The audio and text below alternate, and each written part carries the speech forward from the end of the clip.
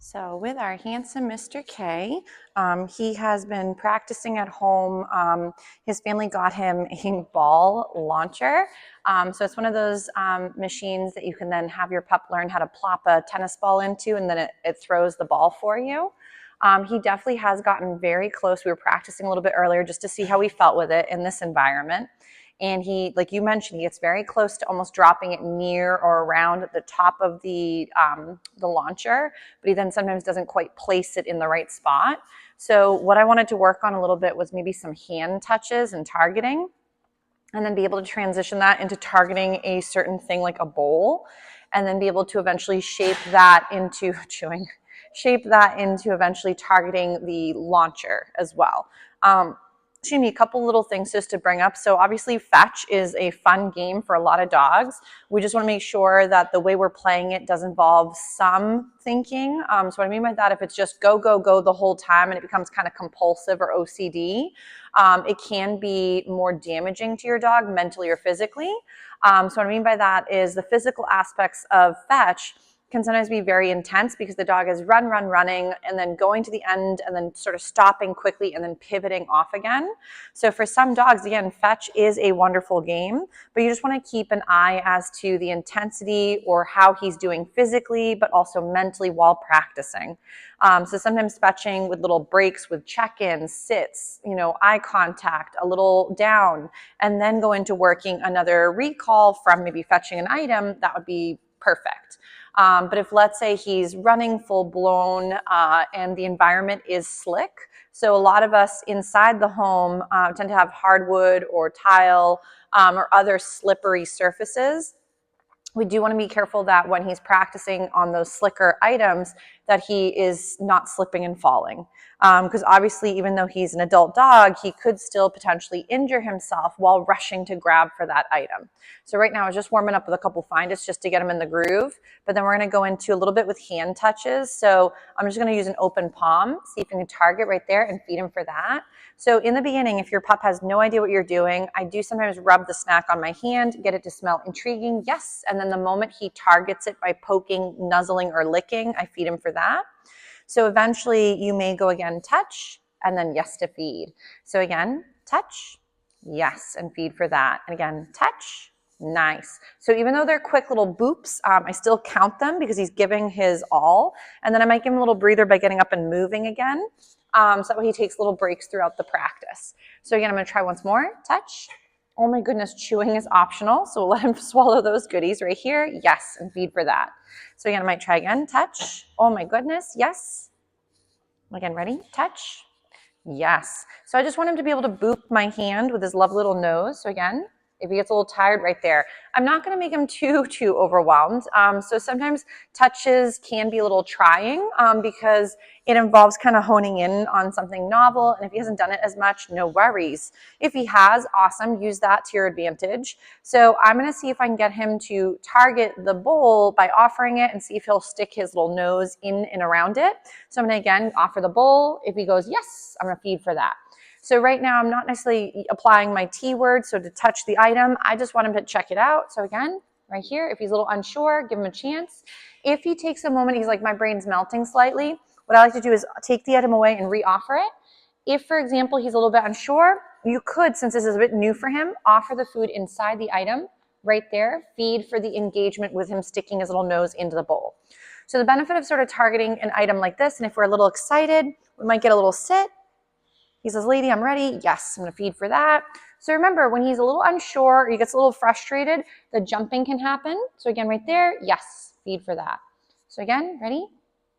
Yes, nice. So I want him to, again, just create value and plop in his little nose into the bowl.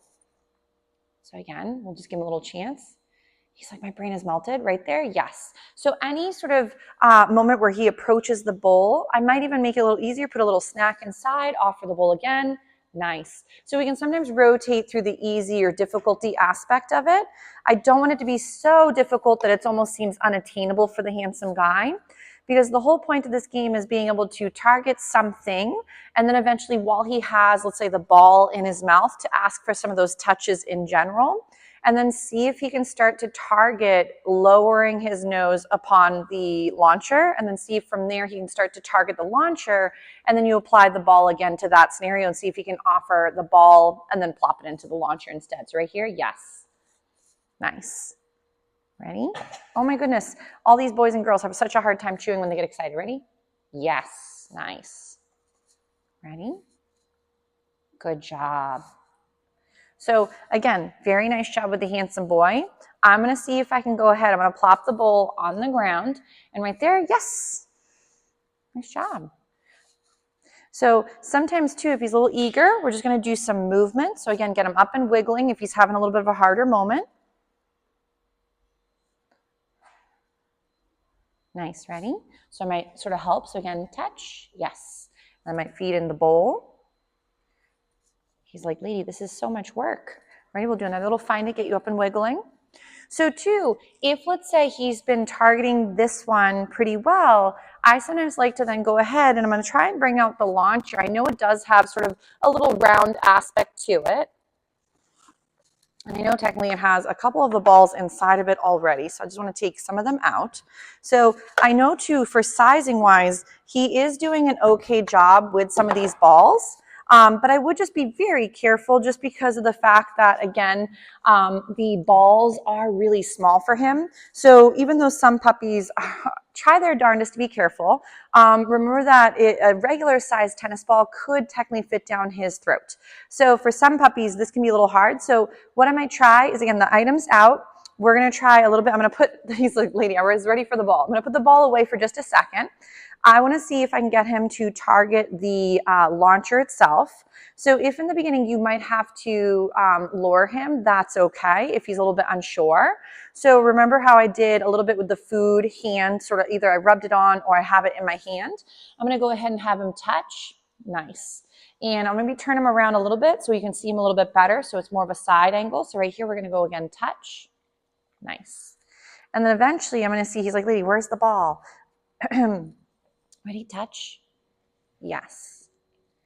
Good job. So if let's say he is doing better with going near the item and sort of planting his head near the space, I'm going to just see if I can try. The launcher is off right now, but I want to see if I can do, he's like, lady, I love tennis balls. So I'm just going to roll one. Of course, he's going to bonk it, but I'm going to roll it and I'm going to see if I can get him to do a little touch. And if he's a little bit unsure right there, so close. Ready? Yes, good boy. So technically, of course, hole in one. So I'm just going to put it back on for a second. So if let's say the ball does happen, he's like, lady, I got it in. I know, where's it going? There we go. It just was a little out of range. So now as the ball goes, he's going to go and grab it. So awesome. So not too shabby for the handsome guy. I'm going to again see if I can go ahead and help him in the beginning with targeting the hand. Ready? So if he's a little bit unsure, I might go Kugel. Ready? Touch. So close. Almost had it. So it rolled out. So I might just roll it a little bit just so have him go grab it again. Ready? Kugel. Ready? Oh, so he's trying to put it in the front hole. So if he's a little bit uncertain, we're just going to get him up and wiggling. Go get the ball. So remember, obviously learning something novel like you've been trying a little bit at home does take several reps and good practice. Ready? Kugel. He's like, Lydia, I would really love all the tennis balls at once. Ready? Oh, so close. So he did get it in once prior, and he had done a couple earlier, so he's probably getting a little bit tired, but I would highly recommend, see if you can get him to practice targeting the item itself. So we might go, ready, touch, and then yes, nice job. So again, ready, touch. And right now he is touching the hand versus touching the item, which is fine, but I just want him to build up the feeling of, again, going and touching the item has value, and then we can throw in potentially the toy as well as the item to bring over. Nice. So right here, so close, ready? Ready? Here, I'll put it in his mouth, ready? Touch. He's like, I just really want targeting. Good job, you did do a nice job. So ready? So if he's, again, having a little bit of a hard time, I am kind of helping him just a little bit. He's like, Lee, if you throw it, it may roll again. It's very exciting. So if he does have a little moment where he catches on for a little bit at a time, keep reinforcing those little moments with either more play or the food. But if, let's say, he's a little bit unsure, you can also sometimes show the pups, which you may have even done this at home, is for some of them, they do, because of course he caught it before it went anywhere, is for a lot of them, they can start to figure out that plopping it in the target does create the game again. But he's like, how do I make it move?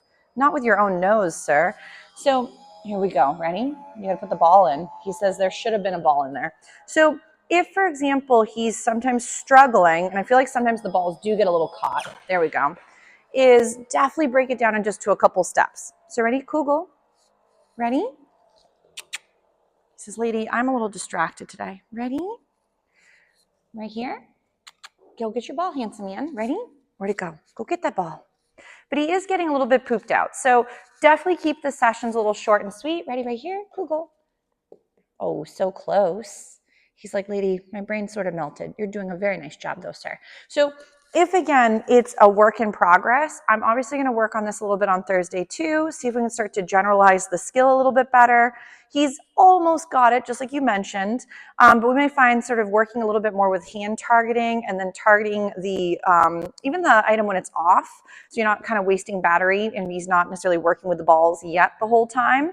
And then that way, as he's practicing, he can start to target the yellow section of the machine and then build in that when he targets that with his nose, you eventually apply it to when he has the ball as well, and see if he can start to target his mouth into the right bubble of the machine so he can start to drop the toy, ready, into the right item. Oh my goodness, so close, sir. But we'll give him a little breather from the toy, but definitely something that he probably thinks is super fun. So just make sure you are looking to those pointers to like safe environment to practice in, that there's some better traction at some points so he doesn't slip and hurt himself. And then obviously if he's going to be doing this here and there, just make sure it doesn't turn into like, you know, a compulsive thing where he almost can't handle taking little breathers throughout the play, or that he, you know, stares at the toy and things like that, where it's okay to have fun with things, but we don't want it to turn into like something he becomes kind of really obsessed with, if that makes sense. So, but really great little item for Mr. Handsome. We'll work on it some more and we'll see if we can progress a little further as he's practicing throughout the week.